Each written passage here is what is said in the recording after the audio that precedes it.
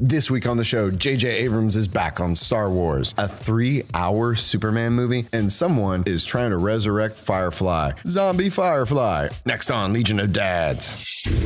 Dad's home. Hi, Dad. Lord of the manor, king of the castle. Well, that seems appropriate. I am a dad. We are dads. We are many. We are one. We are the Legion of Dads. The Legion. Dads. Hello. We are the Legion of Dads. Join us. The Legion of Dads. An entire legion. Great, Dad. We are the Legion of Dads. Daddy-o. From now on, we'll be known as the Legion. So we are many. We acknowledge this is an appropriate metaphor. We are Legion. We are the Legion of Dads. You are not alone. We are all in this together now. Hello and welcome to Legion of Dads, a show for the modern dad. We talk movies, comics, video games, and how to be a great dad. I am your host, Wyatt Cagle, and with me I have my co-host, father of two, Kenneth Dupuis. Kenneth, how are you today, sir? I'm doing fantastic, Wyatt. How are you doing?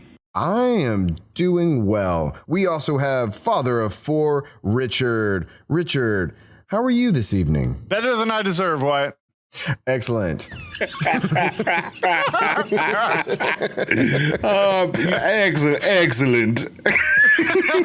Better than you deserve. Yes, it is.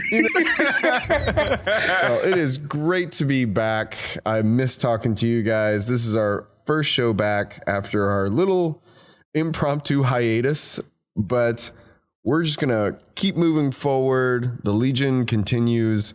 This week, we have a lot of news to get through. So, gentlemen, let's get into the news. Kenneth, talk to us about Nest and what they have for us. Okay, so Legion, some of you guys may be, or ladies, may be familiar with the company Nest. They first jumped into the market a few years ago with what they touted as a learning thermostat. They've since then had a couple of other products like a smoke alarm or indoor-outdoor cameras, but now they're coming out with what they're calling a Nest Secure, which is essentially an online alarm system. So you put a couple of motion detector door detectors up in your house. You've got a little keypad that you plug in that you can punch the numbers on just like a regular alarm system. And it comes with a couple of key fobs that let you quick disarm or rearm the alarm. And I rhymed that. But, and it's all got the functionality with the current Nest app. Now, what was interesting to me about this was that it's not set up right now because it's on pre-order as a pay per month alarm system. So basically it monitors your house. It lets you know what's going on. If something happens through the app, you can get in contact with, police, fire, emergency services. But you have to do it. The Nest is not connected to the police department. You're not getting an alarm permit or anything like that. Well, from a couple of reviews on it, I've read that they are trying to partner with, or they are partnering with another service. I'm not sure if I'm pronouncing the service right, but it's like MOI or MOI is an alarm company, and they're going to be offering some kind of automated emergency service notification service monthly fee. But what attracted me to this is that it's kind of all the things you want out of an alarm system with a little more of a DIY feel. And it's a one-time fee. So you get this whole package of all this stuff. You can have someone come install it. It's super simple to install, as it looks to be super simple to install, and it's like $4.99. And the other thing you can do is when you buy the Nest Secure system, you can get a couple of cameras, and it looks like they're offering the cameras when you buy the Secure system at half off. Well, because Nest bought Drop Cam was that? I think Nest bought Drop Cam, and now they have their Nest Cams that you can get both indoor and outdoor. Right. For all different stuff. Now, do either one of you have the Nest thermostat? Yeah, I've bought, I think I have the first version. I like pre-ordered it when it was first announced. And what do you think about that? I love it. I mean, it's not the only intelligent thermostat since Nest has come out. There's 100 of them out. It's got a really nice user interface. It's simple to use. It's like an Apple product, and I think that one of the guys that started Nest used to was involved in the creation of the iPod. Yeah, he was. So it's got that same kind of feel to it. And I would recommend that as a thermostat. I don't have any of the other products, though. My father-in-law is big on the cameras because he's got a couple of properties vacation homes and such, that he just pops the camera on and it lets him know when, he's having someone come over there, check the air conditioner or whatever. Or, he loves it. And I'm interested in buying the cameras, but I'm a little more interested in the security system. Really? Because I have had nothing but problems with Nest. So I've owned 2 of them. I own the original one. I did the same thing. I pre-ordered it. Thing broke after about 2 months. And then I got the upgraded version. Got that and it never worked. Now maybe it's I live in a home that's 70 years old now. And where the thermostat was probably not optimally placed for its sensors and whatnot, but it would basically, my bill went through the roof because it was always turning on my AC for no good reason. And so like, I never really liked the thing. And then I actually, for the office, got the drop cams because I believed in this company for so long, got the drop cams, and then those things hardly ever work. And I've got 3 of them around the office and they're always dropping out. They never seem to work. I've had nothing but problems with them. And then on top of that, they've had issues with their smoke detector and stuff like that. That got recalled a couple of times, when it was early. So I'm like, I like Nest and I want to like Nest, I should say. But I personally have had nothing but problems with them. I do love the design and I love the idea of the whole thing. But I like the idea of the security system that's, a little bit on, a one-time buy thing. Most of these security companies today, it's like you're locked in a contract, you're paying like $80 a month, and there's no early termination fee if you need to get out of it. It's just pay it out. True, but you're also not getting what. I mean, the reason that you get those companies is because they are connected to the police department, and they're going to. Because now one of the things is like I also have the alarm go off for the office, like if anybody goes into my office, and a lot of times that gets overlooked in the notifications. But if that was actually somebody being a burglar or a fire or something like that, and it was up to me to actually push the button, that is not going to happen in a timely manner because I'm just going to miss that notification. Yeah. So I think it's a cool idea. It'd be like Night Trap in real life.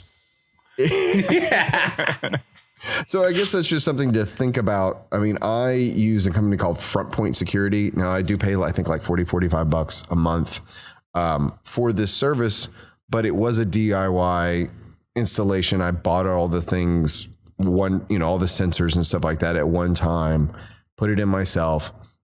And then I just pay a monthly fee for that, but they monitor it. So that to me is a lot more, that's an actual security system. If you don't have the monitoring, then it's a toy.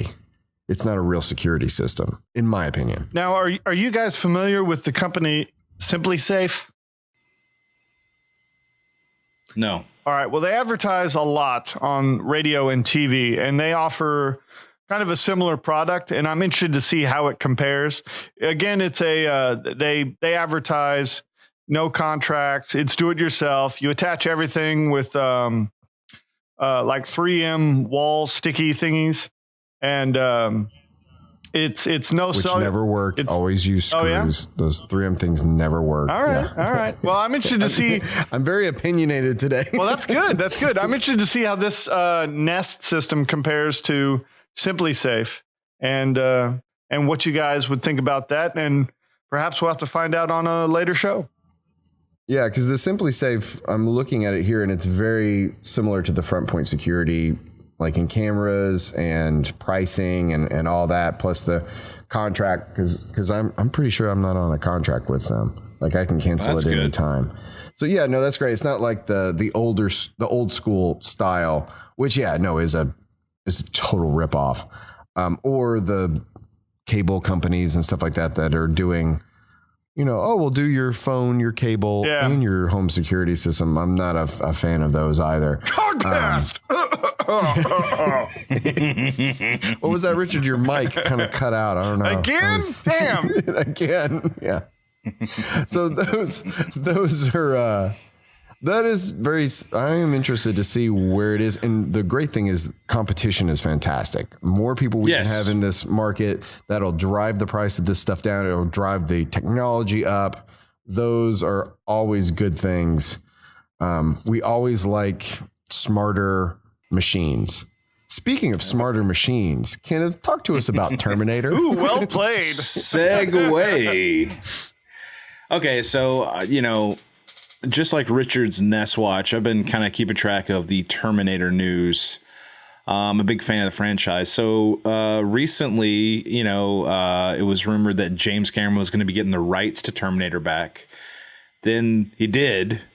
Then they announced not only is he making a new Terminator film that's disregarding every sequel after Terminator 2, it's being directed by Tim Miller, who directed Deadpool, but now look at my balls. Linda Hamilton is set to return along with Arnold. Nice. Is this good? So I think it's a lot, but I am, I'm really interested to see where this goes. Cameron's hit and miss, Arnold's hit and miss, but Terminator franchise is really hit and miss. But I love Terminator 2 is my favorite movie. What's a Cameron miss? I mean, I know Avatar is like divisive. Avatar is kind of Avatar is kind of a miss. He did a bunch of those documentaries about submarines, about buying your own sub. Yeah, I mean, yeah. No, he's not too hit and miss for me. Well, I'm just saying that he went for the on general record public. saying that Terminator Salvation was fantastic. No, Genesis. But I'm sure he took that money all the way to the bank. No, I think what he said was it's the best Terminator in years. Which is technically true. Well played. He's like, all right, you can make that check out to James Cameron. That's what the C. But he's producing it. Tim Miller's directing it. So I'm wondering if shortly we won't hear if them pulling Eddie Furlong out of the woods. I don't know. It could happen, right? That's not going to happen. Or what's the guy from 3? Nick Stahl. Fantastic. He disappeared too. Yeah. I mean, Linda. Anyway, I'll keep you guys up around and doing stuff. For, Well, she was at one time married to Cameron, and then who wasn't. Yeah, and then he fell in love with a girl from Titanic, and they got married. The old Rose. No, Rose's granddaughter. Really? Wait. Yeah, that's his wife. Oh, okay. Oh, okay. Now he married some blue-skinned girl. Oh, that's why if you go on IMDb, it is kind of hilarious to see all the pre-production. It's like Avatar 2, Avatar 3, Avatar 4, Avatar 5. It's every week it's different. Well, no, he's on IMDb, he's up to 2025. Yeah. Oh yeah. It's ridiculous. Jeez. Yeah. Untitled Terminator reboot pre-production. But I think what's the most interesting 2019, so it's like right around the corner. Yeah, well, I think the most interesting thing about this is, last thing I'll say, is that they are disregarding every sequel past T2, which is what was rumored to have been a deal he wanted to work out with Fox back before they did Alien versus Predator, because Fox tried to entice him back to doing another Alien movie. And he said, yes, I'll do one if only Ridley's Alien and my Aliens film are canonical at that point, and I make a sequel to Aliens. I disregard every other movie in the franchise. So was it Blomkamp? And so- who wanted to do that same deal? Yeah, and then Blomkamp, came back years later, Really? after Prometheus, and Fox was more interested in it this time because Prometheus was kind of left the fans wanting a lot more. Did you never see the art of Ripley? Yeah. Oh no, I did. Are we? We're talking aliens. I'm sorry. Yeah. Yeah. We've moved on. Yeah, I'm still waiting for that So Blomkamp film. I think that he has a very not gonna happen. closeness to both Aliens and the Terminator franchises. Not only because he created the Terminator franchise, he wrote those scripts. He also wrote Aliens, spent a lot of time writing it. So he created a lot of the characters that besides Ripley that were seen in that movie. But also he put in like the Space Marines, that whole concept of the alien world. He is the genesis for that. The Queen Alien. No pun. And then the Queen Alien, which are two of the, those two parts that he brought to that universe are still celebrated today and still. So Fox two of said his no. fan favorites. They made 2 AVP movies, and they made Prometheus, and then they made Alien Covenant, and they're probably going to make another one. No, they're definitely going to make Wyatt has opinions. But anyway, dude, man, I have so many. But anyway, he's got the rights back to Terminator, which he originally, I believe, sold like for $1 back in the 80s so that he had the chance to direct Terminator 1. But it was an 80s dollar. Yeah, so it was like worth $350 today. But anyway, I'm just interested to see where this goes. I thought Deadpool was really fun. I think Tim Miller knows how to kind of mix action and maybe a little humor, because T2 did have some fun moments with the T-800. I know Deadpool is its own thing, but like a Terminator Deadpool, like, I don't know. Well, we're not gonna put that together. I know, but you almost have to. What else has that guy done? Not really. I'm looking at it. Clickety click click click. Yeah, I know. Clickety, click. Everyone to the web. No, well, especially Kenneth. Yeah, it's kind of crazy that if you look at it, visual effects is what he's known for, because before Deadpool he did a couple of short films as a director. So it's good for him. Yeah, well, but I mean he worked on larger productions. But if you as a remember, visual effects supervisor, and really these days at a certain level of filmmaking, visual effects supervisor and your stunt coordinator are doing a lot of the heavy lifting for a lot of these scenes. But if you recall, this is the same path that James Cameron took. He was originally set decorator and matte painter and visual effects supervisor for like Roger Corman films. Yeah. That's how he started in the industry. Yeah. Got fired from a ton of those. Yeah, we'll see. But, that doesn't happen to everybody. And this seems to happen a lot. And you can look at the list of Star Wars directors that have been fired over the past couple of years. Yeah, the couple of weeks, but a couple of years where they have like, okay, let's find one indie guy that did something really well. We'll get him on board. We'll have him sign the contract. Then he'll go and do another project before he starts Star Wars. Then that project will tank, or that project will be so far in left field that the studio blinks and goes, you know what? Never mind. And then they bring in. Yeah, but I think you're talking about one specific person. Yeah. I think you're kind of. This has happened. Well, no, this has happened a couple of times. It happened on the Han Solo movie and then it happened on our next story. All right, fair enough. Which, there's only been so many Star Wars movies that I can point to in the recent years. But going to our next story, Kenneth, do you want to talk about our favorite black box director coming back to the grand old Star Wars universe? Yeah, J.J. Abrams is back to direct Episode 9, Star Wars Episode 9. Which, yeah, I mean, here's the thing. Here's the thing is that, I can't blame. Actually, I even applaud Lucasfilm for picking him, and I'll tell you why. Because they had, after they said, okay, Colin Trevorrow's no longer directing Episode 9, they parted ways. Mm-hmm. after the whole Han Solo thing with Lord and Miller, they need to ensure that whoever they get is going to knock it out of the park for them. Both they know they can work with them, and they know it's going to be, based on the numbers of his previous films, a moneymaker. Oh, sure. And, he is the safest bet in the deck. Yeah, no, I totally agree with you there. He is the safe bet.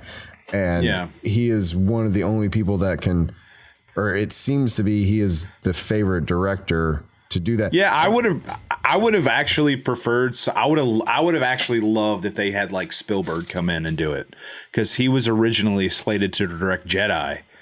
Yeah, but the DGA wouldn't let him. yeah, it was Directors Guild thing.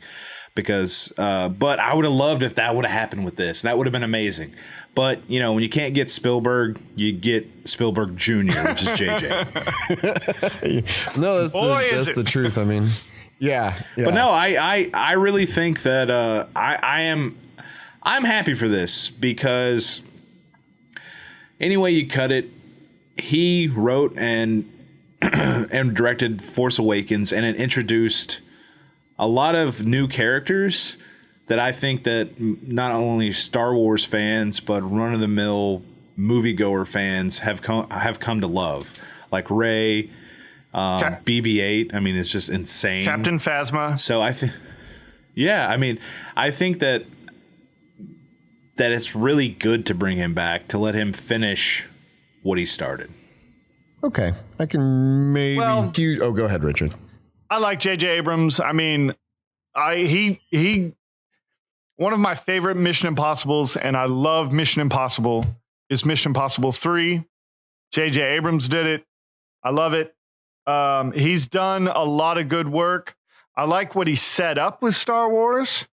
But, you know, when you talk J.J. Abrams, you can't help but talk Lost. And much like Lost, the setup was great. But he didn't have anything to do with Lost after the first episode. Well, nothing. All right. That was Carlton Cuse and Damon Lindelof. Well, we'll get to him in a minute. All right. We'll see. I think that JJ is a good thing, because he can deliver. He's good at casting. He's good at dealing with all these giant special effects films, like what it's going to take to produce a Star Wars movie technically. He's got a great eye for, like I said, for casting. I think he's got a great eye for how to show special effects. And I think that in anything, the two things that you need in a Star Wars movies are great actors that's going to give you a great character, and great special effects. Just right now with J.J. Abrams and what he's done so far with Star Wars, I would say that if you loved Return of the Jedi, you'll probably love Episode 9, because it'll be the same movie. One of the things you really have to remember is that I think that we would all, in theory, love to see these auteur directors coming in and really putting their stamp on Star Wars and really molding the image for their look. But that's not what we really want. And that's also not what the studio wants. The studio wants, Star Wars is a more, I think, closer related to a television series in structure than it is to a movie, like a standalone movie. Absolutely. Because it always has been. Think about when George was running the show. True, but I mean, I think that's something that we always, because they do seem to get all of these auteur directors. Same thing with Marvel movies too. It's just like they bring these directors that have a big style to them. And then they're like, why does this director want to put his mark on this and put his style to it? Just do it the way we say to do it. Well, do they bring in? They have to fire them. Yeah, well, okay. Because I was going to say, I think if you don't work in their system, they're going to get rid of you. Absolutely. I think the difference isn't necessarily an auteur director, but somebody that is has a bit of humility enough to go, okay, I've been hired to do a job. These are the things they don't want. And if that's what I want to do, I can't direct this movie. Right, because the thing that you have to remember walking into a Marvel movie or to a Star Wars movie or to any of these large tentpole movies is like, this is not your house.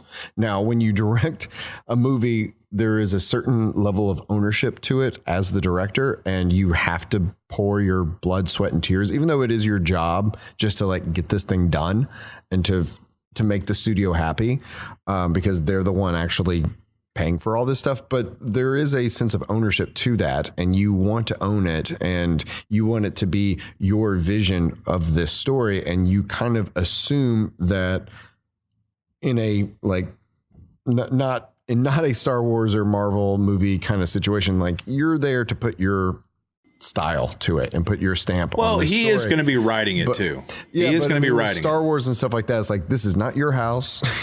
You were just there visiting, and you need they have a big writers' room story group, and I think it's basically, we have a general idea of where we'd like to go, but we definitely know where we don't want to go. Right, but it's also tone and stuff like that, where I think that's where, with the Han Solo movie, that was all the reports that the tone was not what they were looking for. Yeah, and going back to Colin Trevorrow and what you were talking about earlier, I think that what some leaker or somebody behind the scenes came out and said about the real reason he got fired is because he went and did Jurassic World and made all these demands, and then they just put up with him because Spielberg was the one that like hired him, and no one's gonna go against what Spielberg has to say. And then it just worked out that the movie was a hit, and then he did this other movie, and it wasn't a hit. No one liked it, this little film. And then he came back into Star Wars with that same attitude where I'm going to do it my way or I'm not going to do it. And I don't think that and they went, okay. Kathleen Kennedy is going to put up with that. I mean, she is known for producing some of the like best loved movies in, my lifetime. Oh, sure. No. And it's one of those things where, again, you walk in and it's much more like a television series where the showrunner is in charge of keeping the look, the style, the feel, the continuity of the story together. Now you have directors coming in for each episode, and they're going to bring their own style and panache to that, but within lanes, and if a director gets out of those lanes, he could mess up episodes, a television series, episodes that are going to affect an entire season. Exactly. And they can't allow that. So it makes sense. Like, this totally makes sense. I'm not a huge J.J. Abrams fan. Moreover, just because he is Spielberg light. But he comes from a television background. Like he's used to working in that system. He's used to working in that system. So I think that he is, like, if I was head of Lucasfilms, I would have picked him. Like, this makes total sense. So, and for us as Star Wars fans and stuff like that, I think that, we're going to get a good movie out of it. Is it going to be amazing? Is it going to be fantastic? I think, I don't know. We'll wait and see. We'll wait and see. I mean, I'm not a huge fan of Force Awakens. I think it's competent. I think it's okay. But it's definitely not my favorite. And that may be just because when I saw it, I wasn't 7 years old holding the X-Wing toy in my hand like I was with the rest of them. So, and that just may never happen again. What is y'all's favorite J.J. Abrams movie? Because why do you get to pick from Star Trek, Into Darkness, Force Awakens, or Mission Impossible? Well, and then also 8mm. Oh, yeah, Super 8. Or Super 8. Does Cloverfield count, or is that something else? Why is Cloverfield not on He produced Cloverfield. Oh, okay. Matt Reeves directed that. All right. He also, he's produced a lot of movies. Yeah. I mean, as a producer, I think J.J. Abrams is fantastic. As a director, I'm always a little less interested in what he does. I mean, if all of the movies he's directed, I would say The Force Awakens is the ones I probably would watch again the most. I don't know. I think that... I mean, I know, Wyatt, you're very divisive about this. I do like Star Trek. Yeah, the first one's good. I like the first one. Besides the fact that it ruins the canon, I mean, it blows everything it's up good. and spits in everybody's face. The casting's good and all It's that. fun. I mean, it's got Like, good pace. It's fun. It's a fun blockbuster movie that anybody can go see and enjoy. And the only if you take the conness out of Star Trek Into Darkness, most of the movie's okay too. No, it's not. No, it's not. That movie falls apart on so many levels, but we don't have time for that. I mean, if I have to choose, because I guess. Do y'all not like Mission Impossible 3? I love Mission Impossible 3. I like Mission Impossible 3, I guess, would be, Mission Impossible 3, because it feels like that's the only one that's. It's not, I guess maybe Mission Kung Impossible Fu 3. motorcycles. You know what? I think that's a good example, though. The Mission Impossible franchise is a good example of letting a director kind of just go wild with every single one of them. Because 1 is much, much different than 2, which is much different than 3. Now, after 3, they all seem to start to... I think after 3, they're all bad robot productions. Yeah, I mean, I would go Force Awakens, probably, if I have to pick out of all of those. All right, well, in that case, we may be in for a treat. Yeah. I'm much happier him dealing in Star Wars than I am, like, leave my Trek alone. Of course, because Star Trek. I mean, you know as well as I do, the best well. Trek's always been on TV, never in the film. Absolutely. What are you complaining about? We'll come back to that. Yeah, we will come back to that. So let's talk about something that keeps coming back. Superman. They keep extending this movie. There was an extended cut.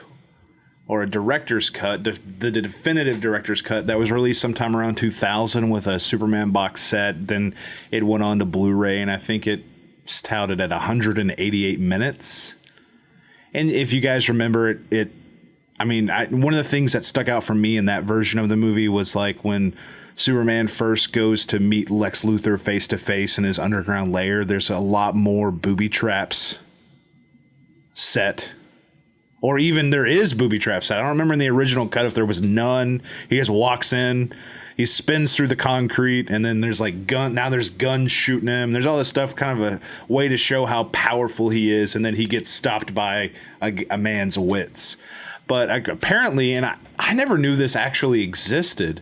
There in 82, ABC ran a 2-night broadcast that was like 3 hours long.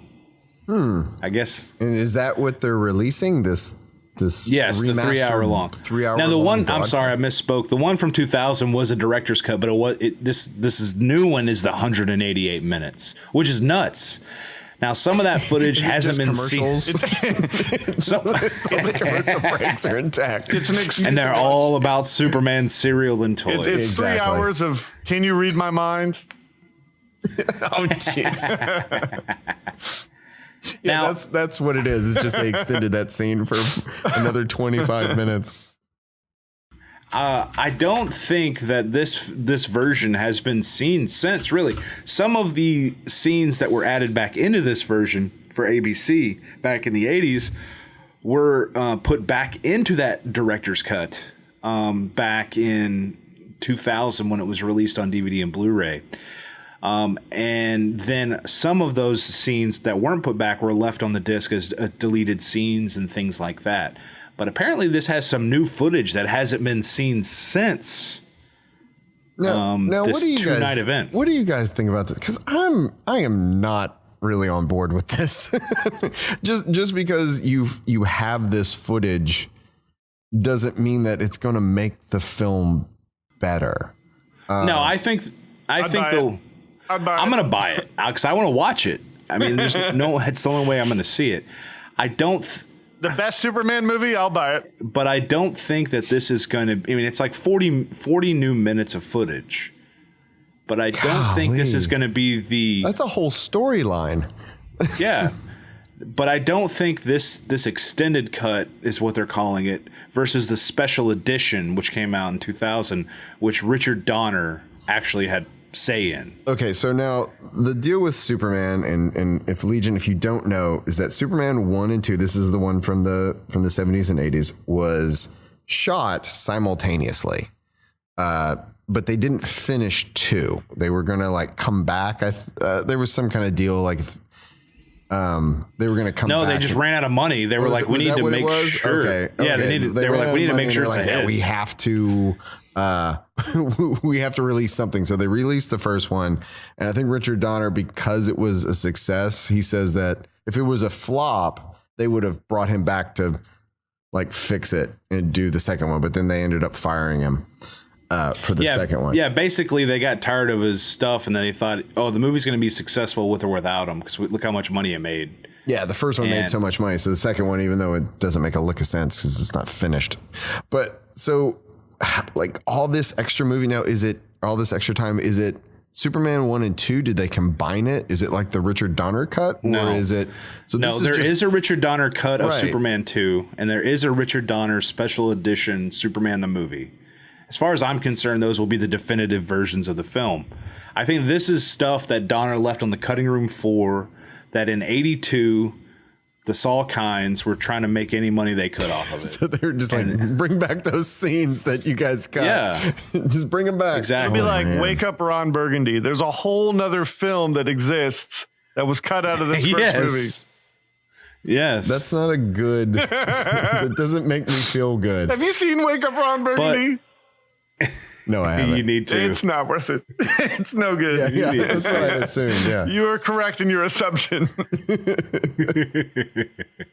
Well, I'm interested to see what it is, and I think that it will be great to see some of these scenes that I have never seen, and it's very likely that the special edition that has Richard Donner's, old Dick Donner's seal of approval on it will be the one that I pick, which was the I think the 151 minute 2000. All right. Well, we're gonna have to leave it there, gentlemen. This makes my head hurt a little bit. There's so many cuts of this film. But originally, the ending to Superman 1 was to be the ending to both Superman 1 and 2. Like him spinning around the world was the ending to Superman 2. Right, and they just moved it and did Superman 1. Yeah, they just moved it and made it Superman 1 so they could finish the movie. Wow. That's crazy. I need to look more into that because that. Yeah, you got to get that Blu-ray. It's a pretty good documentary. I think I have it. I have the collection. I need to crack open those special editions. 3 hour long, 3 hour long version. Well, Richard, but you don't have time for that, Richard, because I have a day job. Because you are on SNES Watch. Ding, ding, ding. That's right. We're in the final countdown of SNES Classic Watch. The final countdown. I knew you guys would do it. All right. So this Friday, we've been gone for 3 weeks. This Friday, 5 days, is the release of the Super NES Classic. So do you big have news. one coming, Richard? September 29th. I don't have one pre-ordered, no, because of that shenanigans. We've beaten that dead horse. We've gone over it. I'm gonna be out running the roads Friday. I've set my schedule aside. I'm looking for some SNESs. Yeah, oh God. So the news, not only is it out this Friday, but in our 3 week absence, one thing, some things have happened that I want to make you guys aware of. First off, they said that the president of Nintendo of America said that there should be plenty of supply, that you should not buy a SNES Classic for more than $80. He says, do not buy it on eBay. Do not buy it from scalpers. There will be plenty. That being said, screw it. I'm going to make sure. They've lied to me before. Yeah, I've been burned before, over and over and over again. I'm getting mine. Fool me once, shame on you. Yeah. Once you get fooled, you can't get fooled again. That being said, with those words still in my mouth, he also said that the NES Classic will be coming back in April. Yes. So big news that we've missed in our hiatus. Our They should add some more hiatus. games to it. What's that? They should add some more games to it.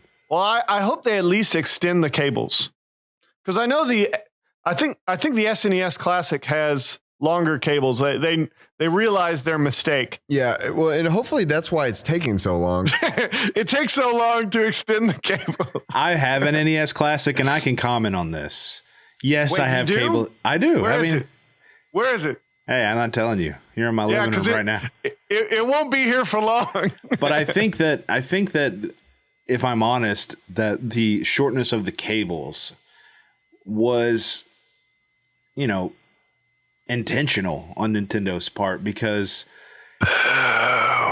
they want you to get that nostalgia feeling of sitting in front of your TV on the floor playing Nintendo, which is what exactly I did. Yeah, but we were playing in front of like a 20-inch screen 30 years ago. I don't want to sit 4 inches from a 65-inch TV. That sounds like reverse engineering history of like, oh, we meant to do that. It's like, no, you screwed up and put shorter cables. Well, just buy the wireless one and shut up. I know they have them. I know. Wait. I'm sorry. Can't. Buy an NES Classic and shut up. Oh, you son of a bitch. Oh, you guys can come over and play. It's interesting that they're not putting it out now. So something tells me that there was an issue with the cabling or something, because why leave money on the table for Christmas? Well, like why? But that's been the argument of 2017. Yeah, one why word leave for money you. on the table? It's Nintendo. They do what they want. Yeah, they've been printing money for years. They don't care anymore. The one reason would be not to conflict with the SNES Classic. Yeah, but honestly, I would get both. I know. I wouldn't just be like, we are all suckers. Yeah. We are all. If you could only buy one, let's be honest, which one would you get? SNES. That's. I mean, come on. Yeah, that's a no-brainer. So now I don't know. That game lineup is amazing. On the SNES, has so many, really, really good. Yeah, it is, and I love the lineup on the NES Classic, but the SNES lineup is so sweet. It's so good. It's got so many hits on. 5 days. Legion, find us 3 SNES Classics and mail them. Or else. We're not above begging. If you have an extra one, send it to Richard. I will shoot the puppy. He won't pay over $80 for it though. I will not. But he will. Man, we need to get our bot subscribers on to finding us an SNES Classic. Bots, if you're listening, find us if you've gained sentience. Well, speaking of something that keeps dying and then people try to keep bringing back, let's talk. And then Firefly. it kills your favorite character. Yeah. Richard, talk to us about Firefly. That's right. So Fox, Fox. I know We love you, Fox. the network of just reheated television. Why invent something new when you can just bring X-Files back, or bring 24 back, or bring Prison Break back? You can almost assume the ratings. So, but the one glimmer of hope in all of this is that they may actually bring back something worth watching, and that is Firefly. Fans rejoice. Browncoats rejoice. After years and years and years of clamoring, bring Firefly back. Fox says they would do it, ... under one condition. And that's if Joss Whedon would come back. Well, yeah, he's too busy. Exactly. That's the best part. It's like, you know what? We would do this, but we're going to put this on Josh Whedon, since you guys love Josh Whedon. That's right. Josh Whedon. You're not going to get upset at him, so we're putting the blame on him. Yeah, this is, I don't know why this is even a story. He only kills your favorite characters time and time again. Yeah, no, I don't get this. I don't understand. Why? I don't even think why people would want this, because I think that if they brought it back, it would just be a shell of its former self. No, I mean, like, let's be honest. I would much rather there be not a reboot of it or anything like that, but just maybe another in-universe movie. Another story on the other side of the verse. With some references to the characters or a character or two popping up. But I feel like based on the series and then the movie, that what else we got to say about these characters? I mean, I'm sure if it would have been a successful show, what are you going to do? Firefly season 2 that takes place before the movie? And then that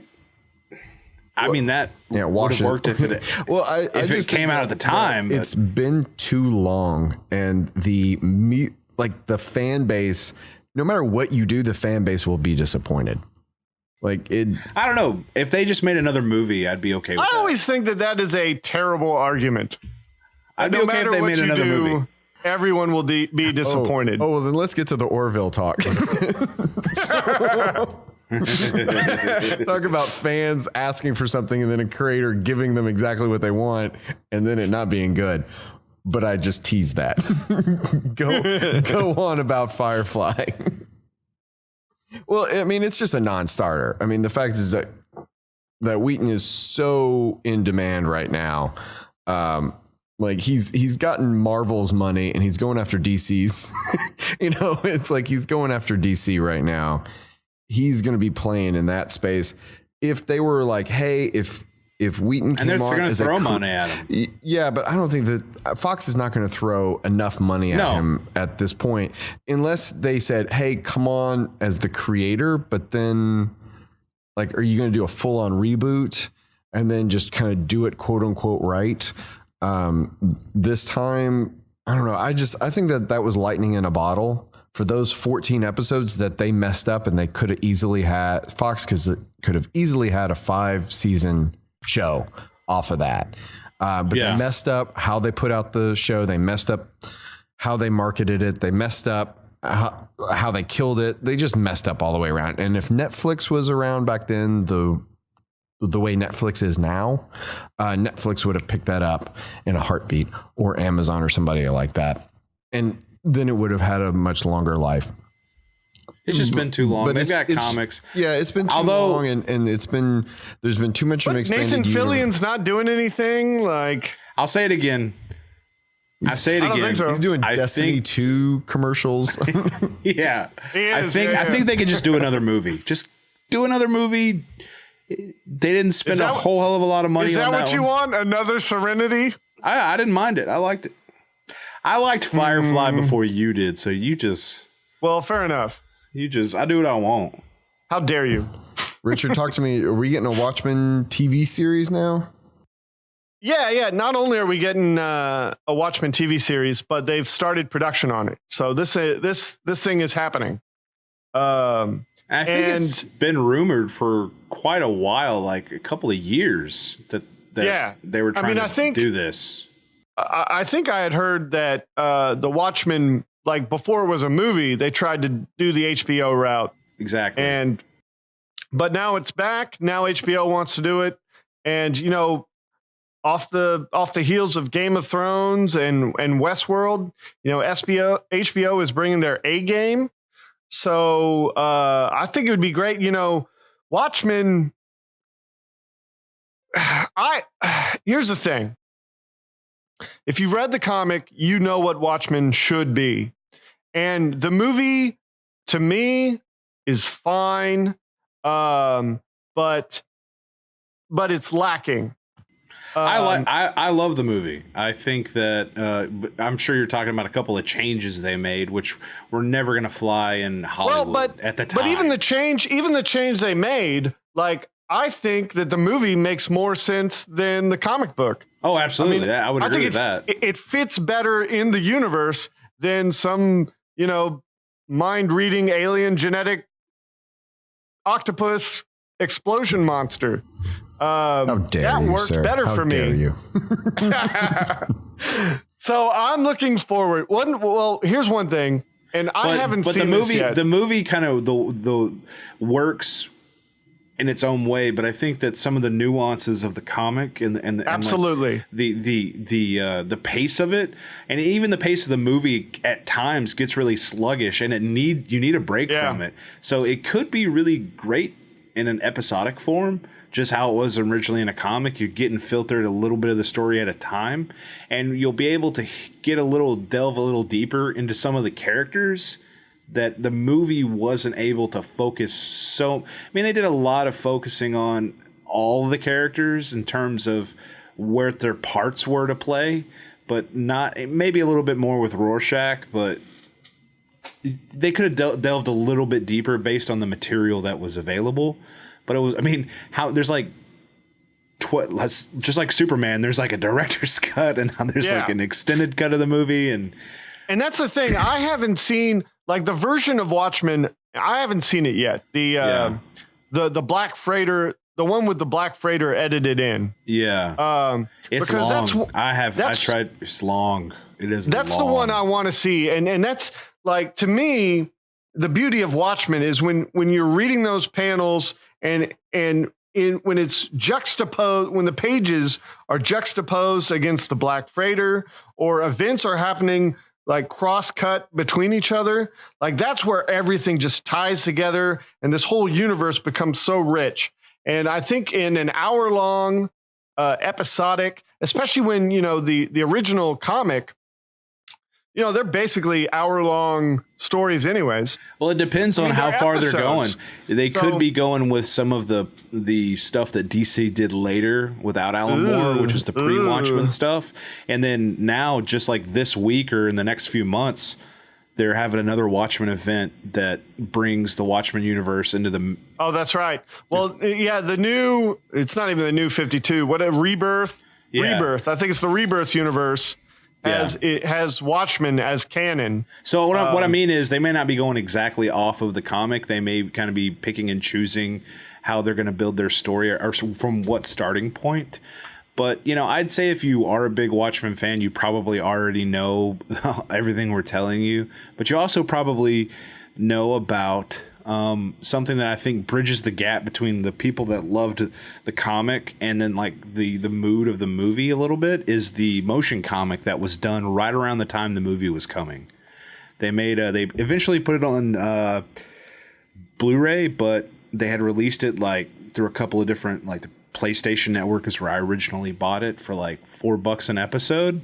But you can get it on Blu-ray, and you basically are watching a motion comic of the actual story with a guy reading it, and it's pretty good. I mean, it kind of sells the mood that the movie did too, but with I'd love to see that. Yeah, I would recommend it. But what you're not telling us about this story is that Damon Lindelof is behind this. Oh, well, yes. Now, I haven't... Somebody has to write it. Well, he's creating it, and I guess he's executive producing it. He did create and executive produce and wrote a lot of the Leftovers, which was an HBO show I never saw. I heard good and bad things about it, but I'm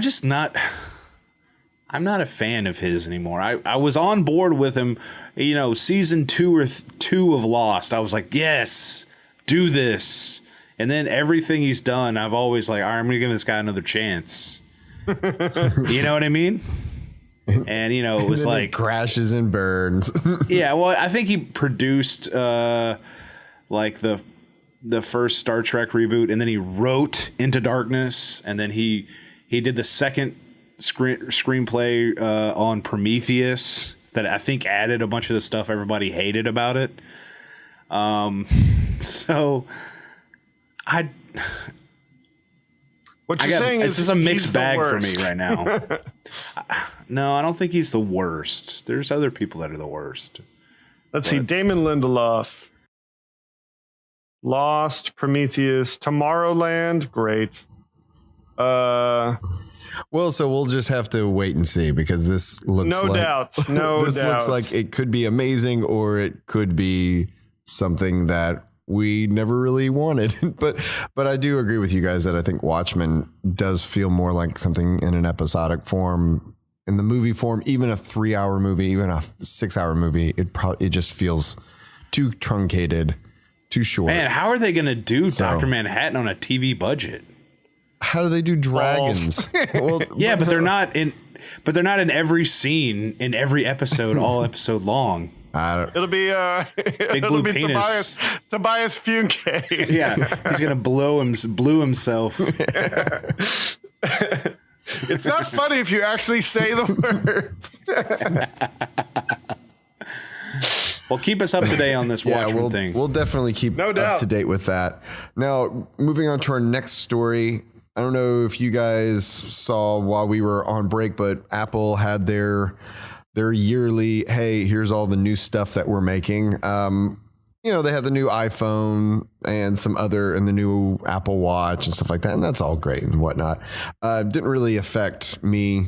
Even the iPhone 10 didn't really affect me that much. I was like, my iPhone 7's fine. I want that new Apple TV. But yeah, the Apple TV, though, that's what got me. And the fact that the new Apple TV is 4K, and then Apple announced that iTunes is going to update or upgrade you for free all your HD movies to 4K. If they're available in 4K, or whenever they're available in 4K. Yeah, but I mean, that's, for me, I went out and bought a bunch of the same movies that I had on DVD, bought them in Blu-ray, and then got the iTunes, and I'm thinking, who are you think you're talking to right now? Right, how many times have I bought this? Right, but we went from VHS to DVD, DVD to Blu-ray, and then Blu-ray, if we were smart enough or lucky enough, we had the digital download too, or we bought it in HD and digital, and I assumed that I was going to have to pay an upcharge to get to 4K. I wasn't going to have to buy the whole thing. And you probably would have, if $2 or $3 would have been okay. Well, it wouldn't have been okay, but it would have been at least like I would have begrudgingly said, okay, fine. But the fact is that they're doing it for free if it's available, and I think that's huge. So that really puts a lot of points in the iTunes camp, which a lot of other people are like, oh, it's too restrictive, and I'm going to do Amazon, or I'm going to do, I guess I enjoy watching movies on my Apple TV probably more than any other of the streaming platforms I have, like from the iTunes store, because the iTunes extras, I mean, it's just like you have a Blu-ray in. All the extras are there.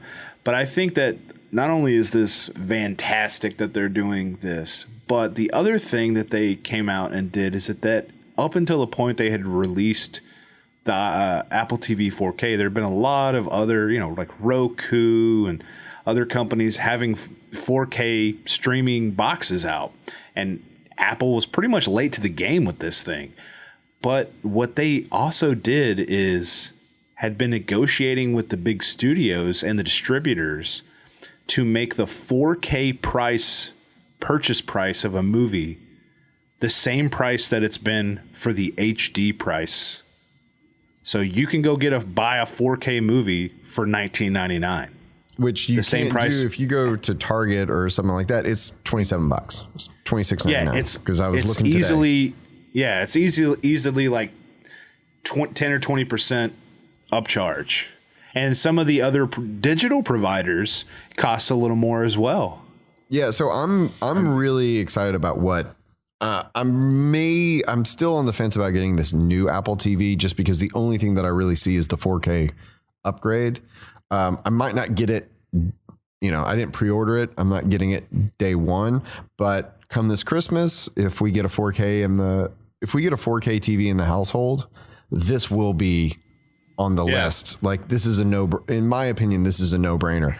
And one of the other services that I really like is Amazon Prime, and that's coming to Apple TV soon, in the next couple of months. That's coming. And they just added Vudu support within the last few weeks, I think, since we've been off air. Exactly. And then one of the things that I really like that they announced a couple of days ago that I'm really excited about, I don't know, do you guys rent movies on Apple TV? I do, and usually a lot of times, every once in a while, maybe. Yeah, we do it more than probably we should, but we do, and we rent them, and a lot of times they're the kids' movies, and I don't know why. It's stupid. I should just buy them outright, because of course the kid wants to watch them.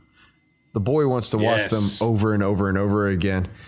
Yes, but I want to watch it again. But you never know if you hit it or not. And before, it was you rented the movie and you had 30 days to start it, and as soon as you started it, you had 24 hours to finish it, and then after that 24 hours, it goes away. you don't have access to it anymore.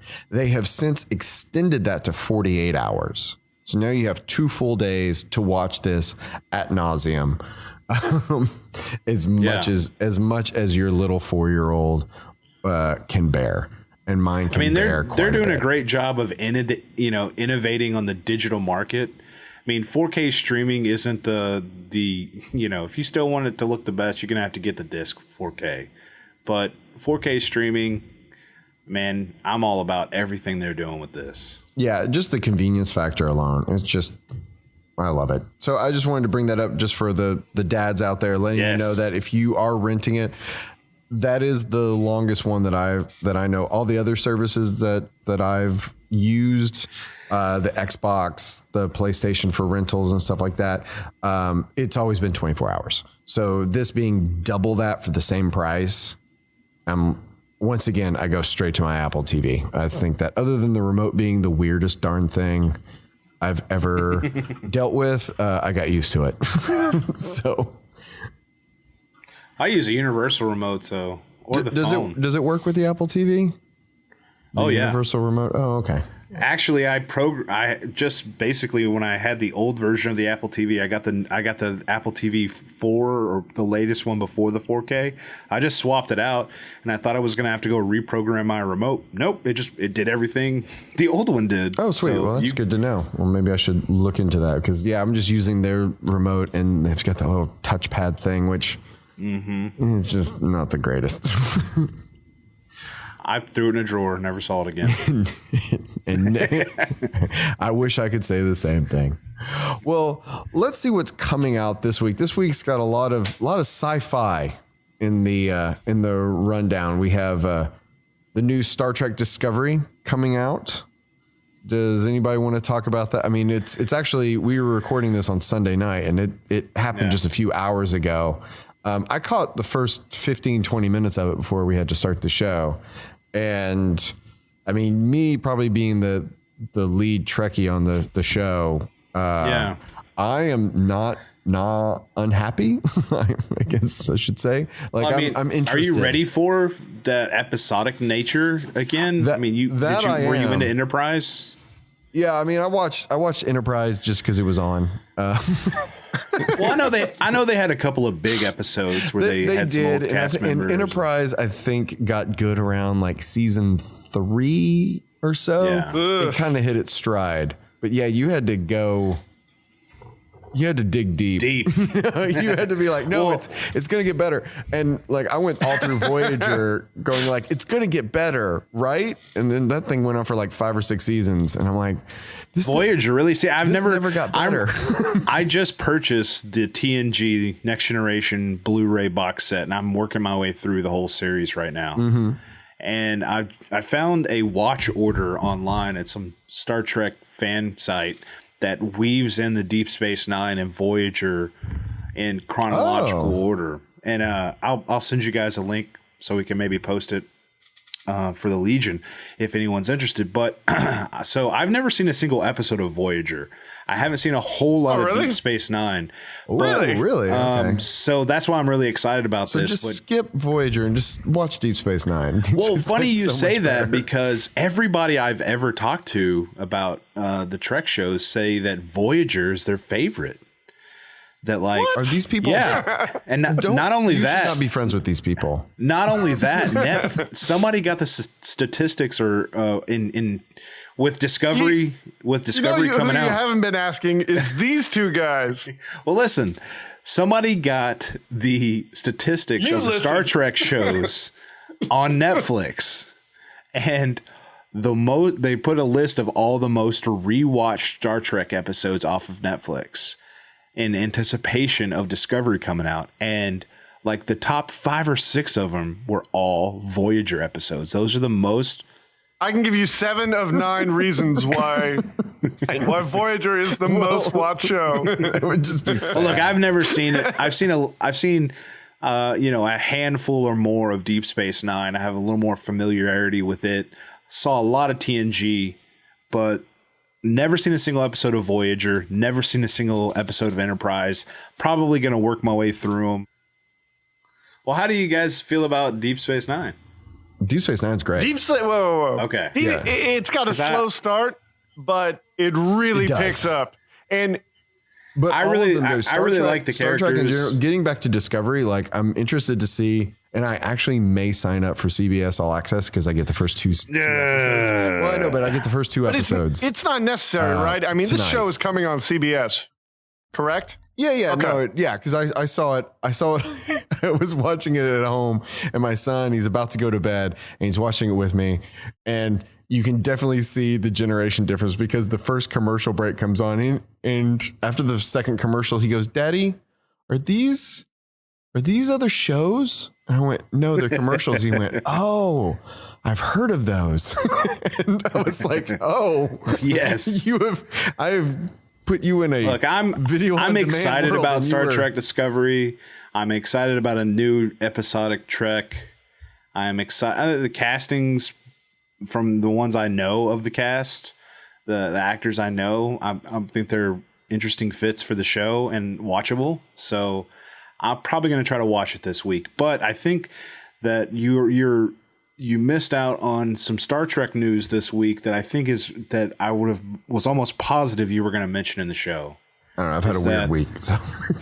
Quentin Tarantino has said that he is interested and he will take a meeting with Paramount to direct a new Star Trek movie. I don't want to see that. He not only said that would he direct it. Yeah, I just think it's interesting. Would he direct it, that he would not count it as part of his 10-film retirement pact that he made with himself and his fans, which if you're familiar with that, he says he's only making 10 movies. He's not making any more. So he would say, I will, before I make my last movies, I will fit a Star Trek in there. But after I make 10 and I retire, I'm not coming back to do a Star Trek. So let's talk Paramount. Okay. Yeah. I don't think that's a good idea. I do think it would be interesting to see a Quentin Tarantino sci-fi movie, but no, not I'm just Star like, Trek. let him direct a couple of episodes of this show. It'll put some interest in it real quick. Yeah, that would be kind of interesting. Well, let's kind of save more Discovery talk for next week whenever we actually see it. Now, I would love to talk about a show that I've actually seen, which is the Orville. We're more sci-fi news. Have you guys had a chance to see the Seth MacFarlane Galaxy Quest Star Trek inspired show on Fox? I saw parts of it. I haven't seen it. I wanted to, but I didn't have enough time. I have watched 3 episodes. Yeah, and that's the show. Kind of going back to what I was saying earlier, where your audience says, we want this. We want this thing that harkens back to this other thing that we love, and we want it to be this specific way. And I believe that the Orville in many ways accommodates that. It, in pacing and tone, especially in editing, in story structure, it feels reminiscent of old Star Trek, like 80s Star Trek. Wow. That is really slow. Yeah. and my wife was watching it off and on with me, and she just turned to me and I was on episode 2, and she was like, "This is really slow." And I went, "Yeah, it kind of is." But I hung in there and I watched all 3 episodes, hoping, because there's 3 episodes. Okay. There's 3 episodes. Maybe I did catch it from the beginning. Just 2 different episodes. And I would say that it looks good. Mm-hmm. Some of the design work is not my style. Like, I think it's a little, like, the bridge is way too sparse, in my opinion. It looks like a set. It doesn't look like a spaceship. And some of the other stuff looks a little too sparse, but I kind of get what they're going for. So I'm like, okay, I'm cool with that. I'm cool. I'm keep going. And all the cast, except for one person, is really good and do, I think, what they can with the material. Is there an actor in there from Galaxy Quest? Is one of the actors? I mean, unless it's an alien that's under makeup, I don't know. I don't think so. But my 2 biggest issues are 2 things that are, one they can fix and the other one they just can't. The thing that they can fix is the writing. It's not fun. It's kind of boring, and it's not funny. and those are 2 things I'm like, I kind of want you to be funner. One or the other or both. Right. But And then not also, this. and then also your funny parts, like if you're going to make jokes, don't make raunchy jokes, because they make raunchy jokes, which are inappropriate for children. And they say words that I don't want my child to repeat. So I can't. So I'm like, well, he can't watch this with me because they're saying stuff that I don't want him to repeat. Like you can do double entendres and you can do jokes that are more jokes like Ninja Turtle the movie. Right. Some winks, the wink and a nod kind of do stuff. me some Looney Tunes style wink and a nod that the adults get it and be smart about it. I love that. Want more of that. They don't have that. They have crude, raunchy Family Guy style jokes. Well, but not good Family Guy style jokes. So it doesn't translate well. So for me, the writing is not quite there yet. And I hope that I think that they don't know what they want to be. Like they want to be this sci-fi show that's like Star Trek, but then they want to be a comedy show, but they're just dipping into the comedy show. So it's not quite, I don't know. A lot of the jokes didn't land. Bland all around. Yeah, it's just kind of bland all the way around. But you could fix that. That is writing, and you could fix that. And I think that they have good foundations for a lot of stuff. The thing that they cannot fix is Seth MacFarlane. And he is my biggest issue with the show because he is the center of the entire show. And because of that, it feels like a vanity project. And I hate to say this because I like the guy. I like a lot of the other stuff that he does. We'll come back to that. Well, but it's like I like a lot of the other things that he does. It's just this the hosting of the Oscars. Oh, I didn't see that, so I don't. Here's the deal. Have you seen A Million Ways to Die in the West? No, I have not. Okay, it is exactly what you're. Okay. It's exactly what you're describing of Orville. Okay. Just it should be funny. It's not. All right. Well, then basically, I like the first 2 seasons of Family Guy that he did. I know. Maybe the only thing that I've really seen of his. I've seen a few episodes of American Dad that I liked. Yeah, I've seen some American Dad that I like, but it's so that to me is like a big problem that he is the center of the show and everything orbits around him. But unfortunately, I don't care about his character that much, and he's not selling it to me. And in that, it feels like a vanity project because it feels like, oh, he's the executive producer on it. He's also the lead character on it, and he's the captain. And he sits literally in the center of the show. The title of the show is Fox Presents The Orville. Is that really the full title of the show? What? Well, at least the title card in the beginning says Fox Presents The Orville. No. And I'm like, what other Fox show? What other show does Fox do? They do it on? a lot. Like that's their whole deal about the app that they have. It's all about you put on the app. It's like Fox Presents everywhere. So, but sometimes when a television show airs on a network doesn't mean that network or had anything to do with the production of it. So maybe that's them signifying that, hey, we produced it too. Yeah. And really, in all fairness, like it looks good. And in a lot of ways, it could be a good show. I mean, the second episode, I really did like a lot of the ideas. And mostly I think because they only had a few scenes with Seth MacFarlane in them. Like he was kind of the center point of, but he got captured. So they kind of put him out to pasture for a while and it focused on some of the other characters. So that was kind of interesting. But again, it was just bland. It really almost does kind of feel like Next Gen first season where it's just like they don't maybe have they just got to find their feet. The trailer was really fun. So I guess that was all the jokes from the shows in the trailer. And I didn't really, and maybe it's just me because I didn't find the jokes in the trailer that funny.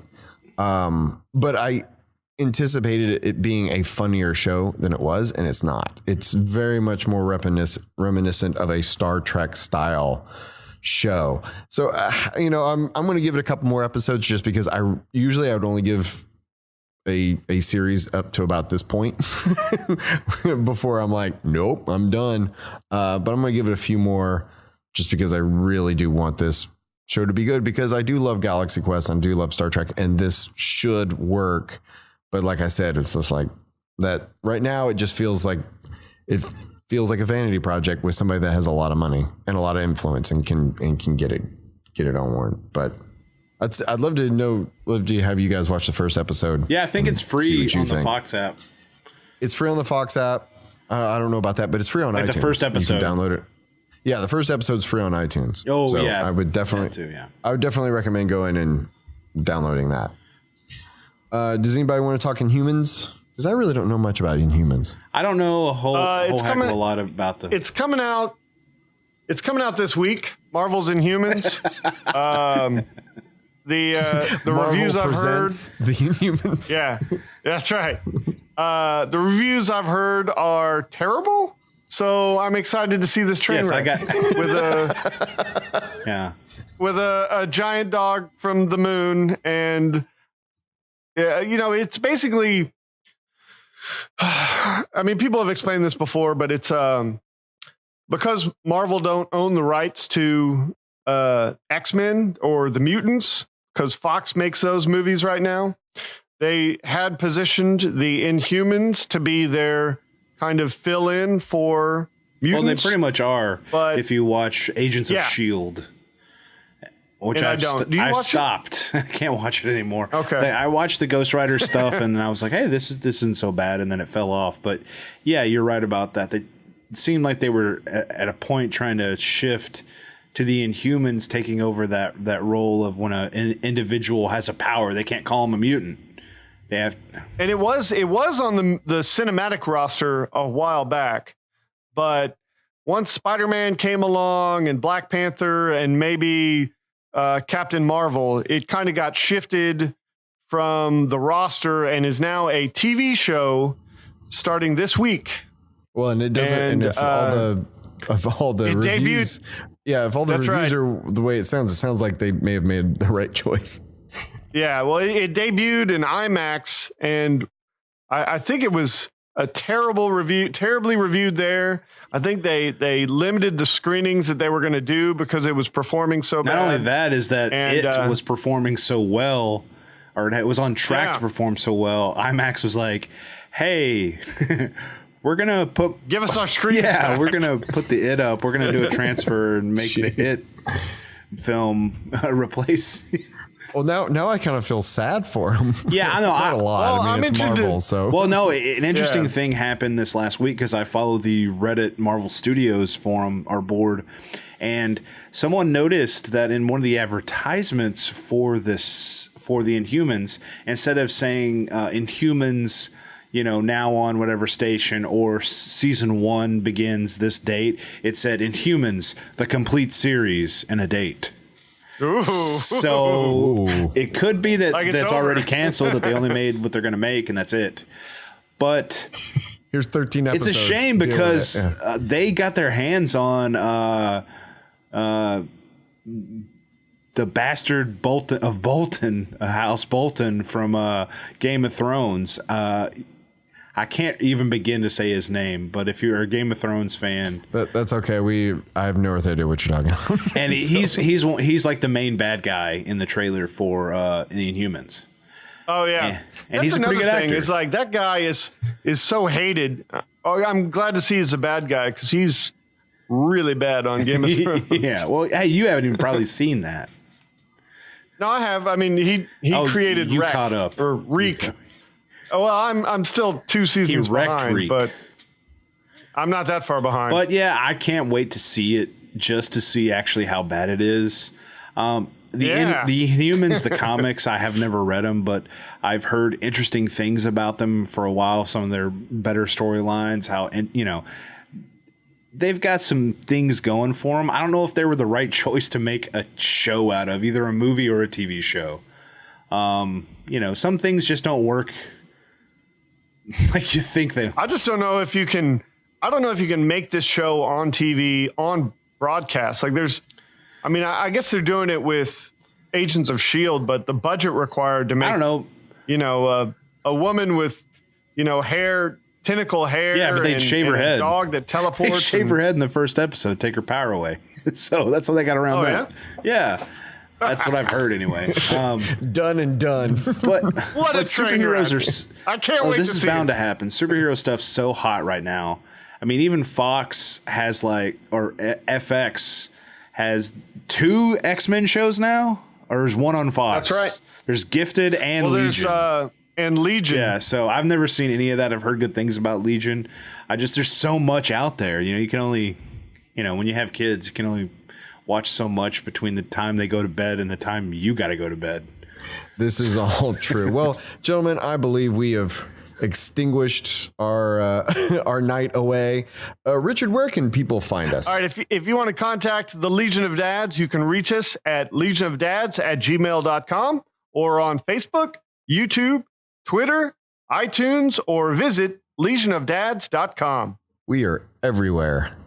We are everywhere. Like and subscribe. And we like to do our last laugh, our dad joke of the week. Gentlemen, which one of you has a dad joke for me this week? Oh, I guess I put that up there. All right. What does an angry pepper do? I don't know. What does an angry pepper do? He gets all up. Wait. The best dad joke ever. No. Is this the dad joke? The joke's on all of us. All right. Once again. Hit me. What does an angry pepper do? I don't know, Richard. What does an angry pepper do? It gets jalapeno face. You didn't say it good enough. You got to really put some Latino in there. That's my thing. Is you got to say it just right. And I thought it was jalapeno business. I can't do it. That'll work. Jeez. Well, Legion, if you have a joke that's better than any of ours, please send it to us. I can just feel them unsubscribing. Well, that is all for the show this week. Thank you, Legion.